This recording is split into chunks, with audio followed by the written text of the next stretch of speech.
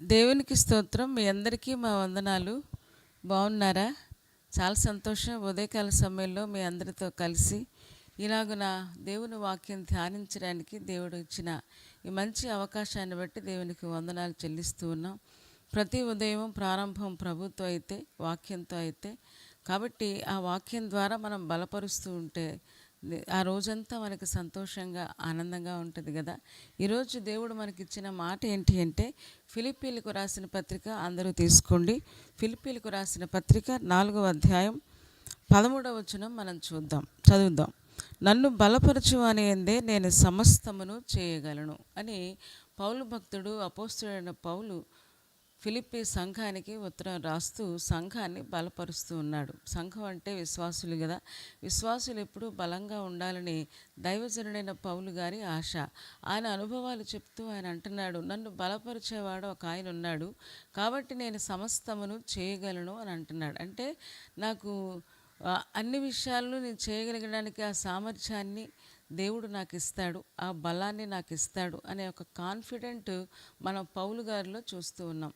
ఆ యొక్క దేవుని మీద ఉన్న ఆ నమ్మకాన్ని బట్టి పౌలు గారికి వస్తున్న ధైర్యం చూస్తే చాలా సంతోషం అనిపిస్తుంది. ఆ పై వచనంలోనే ఉంటుంది, నేను లేమిలో ఉన్నాను, ఆకలితో ఉన్నాను, ఒక్కొక్కసారి సమృద్ధి ఉంది, ఒక్కోసారి సమృద్ధి లేదు. సాధారణంగా సమృద్ధి ఉన్నప్పుడు బాగానే ఉంటుంది, కానీ లేమిలో ఉన్నప్పుడు, బాధలో ఉన్నప్పుడు, కష్టంలో ఉన్నప్పుడు, సమస్యలలో ఉన్నప్పుడు సాధారణంగా నీరసం అనేది వస్తుంది, నెగిటివ్ థాట్స్ అనేవి వస్తాయి. చాలాసార్లు డిప్రెషన్లోకి వెళ్ళిపోతూ ఉంటారు. కానీ పౌలు గారు చెప్తూ ఉన్నారు, అన్ని స్థితుల్లో మధ్యలో నేను ఆ సమృద్ధిలో ఎలాగున్నానో లేమిలో కూడా అలాగే ఉన్నాను. దానికి కారణం ఏంటి అంటే, అది నా సామర్థ్యం కాదు, నా బలం కాదు. నేను బలంగా ఉండడానికి, భక్తిలో పడిపోకుండా ఉండడానికి గల కారణం ఏంటి అంటే, నన్ను బలపరిచే దేవుడు ఒక ఆయన ఉన్నాడు. ఆయనే ప్రభు అయిన యేసుక్రీస్తు. దేవుడు బలపరిచేవాడు, సాతానుడు బలహీనపరుస్తాడు. ఎప్పుడు మనం జ్ఞాపకం చేసుకోవాలి, మన దేవుని పేరేంటి అంటే బలవంతుడైన దేవుడు. ఆయన దగ్గర బలం ఉంది, శక్తి ఉంది, సామర్థ్యం ఉంది. ఈ రోజున మనం అడిగితే తప్పకుండా దేవుడు మనకి కూడా ఆ బలాన్ని అనుగ్రహించే దేవుడై ఉన్నాడు. ఆయన బలపరిచేవాడంట. మరొకసారి ఆలోచన చేస్తే ఆయన ఏ సమయాలలో బలపరుస్తాడు, ఎవరిని బలపరుస్తాడు అని ఆలోచిస్తే అపోస్తుల కార్యములు 27వ అధ్యాయం ఒకసారి తీద్దామా. అపోస్తుల కార్యములు 27వ అధ్యాయంలో చూడండి, చక్కని మాట మనం చూస్తూ ఉన్నాం. 20వ వచనం చదువుతున్నాను. కొన్ని దినములు సూర్యుడైన నక్షత్రములైన కనబడక పెద్ద గాలి మా మీద కొట్టినందున ప్రాణములతో తప్పించుకుందామను ఆశ బొత్తిగా పోయెను అని పౌలు భక్తుడు తన అనుభవాల గురించి చెప్తూ ఉన్నాడు. ఏంటి అంటే, ఒకసారి తుఫానులో వారు చిక్కుకున్నారు. తుఫానులో చిక్కుకున్నప్పుడు, వాళ్ళ ఓడ చిక్కుకున్నప్పుడు పౌలు గారితో పాటు ఖైదీలు చాలామంది ఉన్నారు. అందరూ భయపడుతున్నారు, అందరూ టెన్షన్ పడుతున్నారు, అందరూ వాళ్ళ ప్రాణాలు అరచేతుల్లో పట్టుకొని ఉన్నారు. ఎవరికీ ధైర్యం సరిపోవట్లేదు.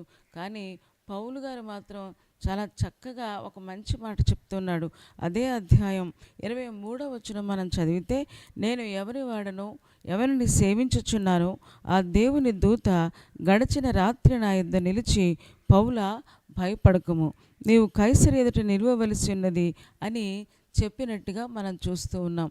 అంటే పౌలు గారు ఆపదలో ఉన్నప్పుడు, కష్టంలో ఉన్నప్పుడు, పౌలు గారి ఓడ తుఫానులో చిక్కుకొని అల్లల్లాడిపోతున్నప్పుడు, కొన్ని దినాలు సూర్యుడు కానీ నక్షత్రం కానీ కనిపించని ఆ చీకటి సమయంలో, ఆ గాఢాంధకార సమయంలో దేవుడు తన పిల్లల్ని విడిచిపెట్టేవాడు కాదని ఈ వచనం ద్వారా అర్థమవుతుంది. ఎందుకంటే ఆయన చెప్పారు కదా, నిన్ను విడువను, ఎన్నడూ ఎడబాయనని వాగ్దానం చేసిన ఆ గొప్ప దేవుడు మనతోనే ఉంటాడు, అన్ని సమయాలలో ఉంటాడు. ఒకవేళ తల్లి మనతో ఉండొచ్చు, ఉండకపోవచ్చు, తల్లిదండ్రులు మనతో ఉండొచ్చు, ఉండకపోవచ్చు, కానీ మనకు కావలసిన వారు ఉండొచ్చు, ఉండకపోవచ్చు, కానీ ఆపత్కాల సమయంలో ఆయన నమ్ముకొనదగిన దేవుడు అని లేఖనం చెప్తుంది. చూడండి ఎంత అద్భుతమో. అందరూ అల్లల్లాడిపోతూ ఉంటే ఆ రాత్రి అంట పౌలు గారి దగ్గరకు వచ్చారంట. వచ్చి, దేవుడు గడిచిన రాత్రి నేను ఎవరిని సేవిస్తూ ఉన్నానో, నేను ఎవరిని కొలుస్తూ ఉన్నానో ఆ దేవుడు నాకు ప్రత్యక్షమయ్యాడు, నా దగ్గరికి వచ్చాడు. పౌలా, నువ్వు భయపడాల్సిన పని లేదు, నువ్వు కైసరి ఎదుట నిలవవలసి ఉన్నది, నీతో కూడా ఉన్న వారందరినీ నీకు ఇస్తూ ఉన్నానని వాగ్దానం చేశాడు. అని మిగతా వారందరితో, మిగతా ఖైదీలందరితో కూడా చెప్తూ ఉన్నాడు. నాకు అనిపిస్తూ ఉంది, వీళ్ళేమో వణికిపోతూ ఉన్నారు, దేవుడిని నమ్ముకొని వాళ్ళేమో వణికిపోతూ ఉన్నారు, భయపడిపోతూ ఉన్నారు, టెన్షన్ పడిపోతూ ఉన్నారు, వాళ్ళ ప్రాణాల మీద ఆశ వదిలేసుకున్నారు. కానీ ఒక విశ్వాసి అయిన పౌలు, దేవుని నమ్ముకున్న పౌలు ఎంత బలంగా ఉన్నాడంటే కారణం ఏంటి అంటే దేవుడు బలపరిచాడు పౌలుని. ఏమంటే కేవలం దేవుడు పౌలు గారిని మాత్రమే కాదు, మన ఆపత్కాల సమయాలలో, మన కష్ట సమయాలలో, మన ఇబ్బంది పడే సమయంలో చాలాసార్లు మనం గుర్తించం, కానీ దేవుడు మన దగ్గరకు వస్తారు, వచ్చి మన మనస్సును బలపరుస్తూ ఉంటారు. భయపడొద్దు అని వాగ్దానం చేశాడు కదా, భయపడొద్దు, నేను మీకు తోడుగా ఉన్నాను, తప్పకుండా మిమ్మల్ని అద్దరికి చేరుస్తాను, తప్పకుండా ఈ పని మీరు చేయగలరు, తప్పకుండా ఈ యొక్క కార్యాన్ని మీరు సాధించగలరు అని మనల్ని కూడా దేవుడు చాలాసార్లు బలపరుస్తూ ఉంటాడు.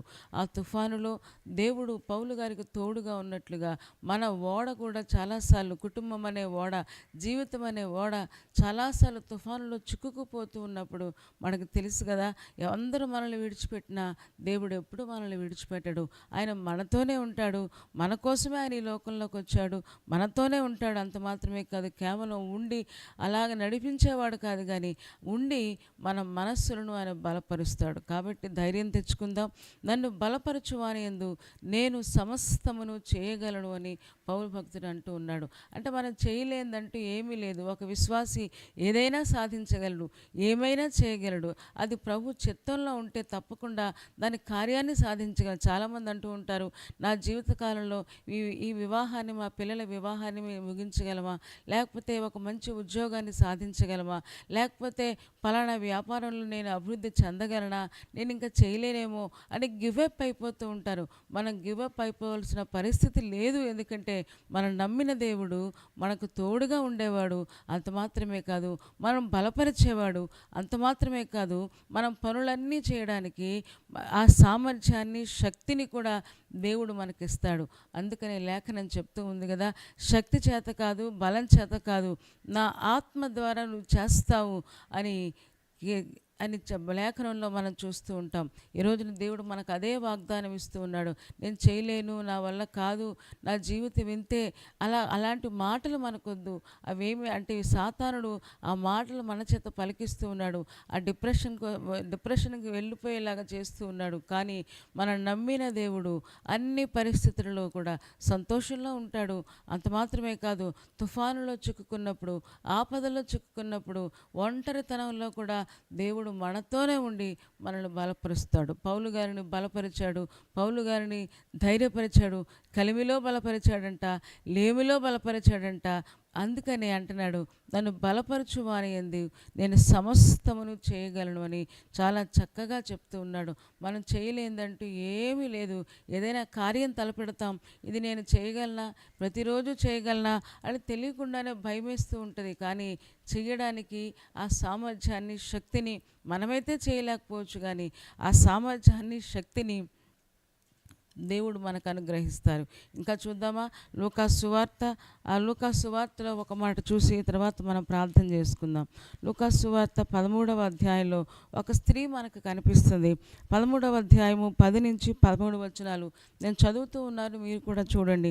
విశ్రాంతి దినమున ఆయన యొక్క సమాజ మందిరములో బోధించుచున్నప్పుడు 18 ఏండ్ల నుండి బలహీనపరిచి దెయ్యము పట్టిన ఒక స్త్రీ అచ్చట ఉండెను. ఆమె నడుము వంగిపోయి ఎంత మాత్రమును చక్కగా నిలువబడలేకుండెను. యేసు ఆమెను చూచి రమ్మని పిలిచి, అమ్మా, నీ బలహీనత నుండి నీ విడుదల పొంది ఉన్నావని ఆమెతో చెప్పి ఆమె మీద చేతులుంచగానే ఆమె చక్కగా నిలువబడి దేవుణ్ణి మహిమపరచెను అని ఇక్కడ రాయబడి ఉన్నట్టుగా మనం చూస్తూ ఉన్నాం. యేసు ప్రభు సమాజ మందిరానికి వస్తే అక్కడ చాలామంది ఉన్నారు. పరిసయ్యులు ఉన్నారు, శాస్త్రులు ఉన్నారు, సద్దూకయ్యులు ఉన్నారు. వాళ్ళందరూ ముందు వరుసలోనే కూర్చుని ఉంటారు. కానీ యేసయ్య దృష్టి ఆఖరిలో ఎక్కడో బలహీనంగా నిలవబడిన, బలహీనంగా కూర్చున్న ఒక స్త్రీ మీద ఆయన దృష్టి సారించి ఆమె మనస్సును చూచాడు, ఆమె ముఖాన్ని చూశాడు. ఆమె వంగిపోయి 18 సంవత్సరాల నుంచి వంగిపోయి అసలు లేవలేని పరిస్థితుల్లో నాకు అనిపిస్తూ ఉంటుంది. అలాంటి సమయంలో కూడా మందిరానికి ఎలా వచ్చింది, అలాంటి సమయంలో కూడా దేవుని మందిరానికి ఎలా రాగలిగింది అంటే, యేసయ్య వస్తాడు, యేసయ్య నన్ను బలపరుస్తాడు, యేసయ్య వస్తాడు నాకు స్వస్థత ఇస్తాడు, యేసయ్య వస్తాడు నాకు అనారోగ్యం నుంచి విడుదల ఇస్తాడు అనే ఒక గొప్ప ఆశతో సమాజ మందిరానికి ఒకవేళ ఎంతమంది సహాయం తీసుకుని అక్కడికి వచ్చిందో నాకు తెలియదు, కానీ మెల్లిగా నడుచుకుంటూ ఆ సమాజ మందిరానికి వచ్చి నేను అనుకుంటాను ఒకవేళ లోపలికి కూడా రానివ్వలేదేమో, ఆ చివరి ఎక్కడో తలుపు దగ్గర ఎక్కడో నిలబడి, లేకపోతే అలా నడుము వంగిపోయింది కదా, వంగిపోయి అలా చూస్తూ ఉందేమో, యేసయ్య వైపు ఆశగా చూస్తూ ఉందేమో, యేసయ్య చూస్తూ ఉన్నాం కదా, యేసు ఆమెను చూడండి ఒకసారి 12వ వచనం చదువుతూ ఉన్నాను. యేసు ఆమెను చూచి రమ్మని పిలిచి, అమ్మ నీ బలహీనత నుండి నీవు విడుదల పొంది ఉన్నావని చెప్పి ఆమెను స్వస్థపరిచినట్లుగా మనం చూస్తూ ఉన్నాం. పౌలు గారు తుఫానులో చిక్కుకున్నప్పుడు బలపరిచారు. ఇక్కడ అనారోగ్యంలో దేవుడు ఆమెను బలపరుస్తున్నట్టుగా మనం చూస్తూ ఉన్నాం. మన దేవుడు అనారోగ్యాలలో, బాధలలో ఇక స్వస్థత రాదు అని అనుకున్న సమయాలలో దేవుడు మనల్ని బలపరిచేవాడు. చూడండి ఏమని చెప్తూ ఉన్నాడు, అమ్మా నీ బలహీనత నుంచి నీవు విడుదల పొంది ఉన్నావని చెప్పాడు. అసలు ఆమెకు బలహీనత రావడానికి గల ముఖ్యమైన కారణం ఏంటి అంటే, దేవుడైన యేసు క్రీస్తు ప్రభువారు ఆయన ఆమెను బలపరుస్తూ ఉన్నట్లుగా మనం చూస్తూ ఉన్నాం. ఈరోజు ప్రియమైన విశ్వాసులారా, మనం కూడా ధైర్యం తెచ్చుకుందాం. మన దేవుడు బలపరిచేవాడు, మన దేవుడు శక్తినిచ్చేవాడు. ఈ అనారోగ్యం పోతుందా, ఈ కష్టం పోతుందా, నాకు స్వస్థత తిరిగి వస్తుందా అంటే నేను ఇంకా పనులు చేయగలనా, ఇదివరకట్లాగా నేను చేయగలనా అని చాలామంది వాపోతూ ఉంటారు, బాధపడుతూ ఉంటారు. అంతకంటే సామర్థ్యంతో, అంతకంటే శక్తితో కూడా మనం ముందుకు వెళ్ళడానికి పరిశుద్ధాత్మ దేవుడు మనకు సహాయం చేస్తాడు. కాబట్టి ధైర్యం తెచ్చుకోండి ఉదయకాల సమయంలో. ఎందుకంటే మన ధైర్యము, మన బలము, మన శక్తి సమస్తము ఆయనే కదా. ఈ ఉదయం దేవుడు అంటున్నాడు, పౌలు గారు అన్నట్టుగా మనం కూడా చెప్దాం, నన్ను బలపరచువాని యందు నేను సమస్తమును చేయగలను, నేను ప్రతిదీ చేస్తాను, ఇక నేను చేయలేదంటూ ఏమీ లేదు. ఎందుకంటే నా దేవుడు అన్ని సమయాలలో నన్ను బలపరుస్తాడు. కాబట్టి దేవుని మీద విశ్వాసం ఉంచుదాం, దేవుని వైపు చూద్దాం, బలపరిచే దేవుడు ఉన్నాడని ధైర్యంతో ముందుకు సాగుదాం. అట్టి కృప దేవుడు మనందరికీ దయచేయునుగాక. తలలు వంచండి, చిన్న మాట ప్రార్థన చేద్దాం. పరిశుద్ధుడా, ప్రేమ కలిగిన మా తండ్రి, మరొక్కసారి నీ బంగారు పాదములకు వందనాలు, స్తోత్రాలు చెల్లిస్తూ ఉన్నాం. ఈ ఉదయకాల సమయంలో మీరు మాకు ఇచ్చిన ఈ శ్రేష్టమైన మాటను బట్టి మీకు వందనాలు.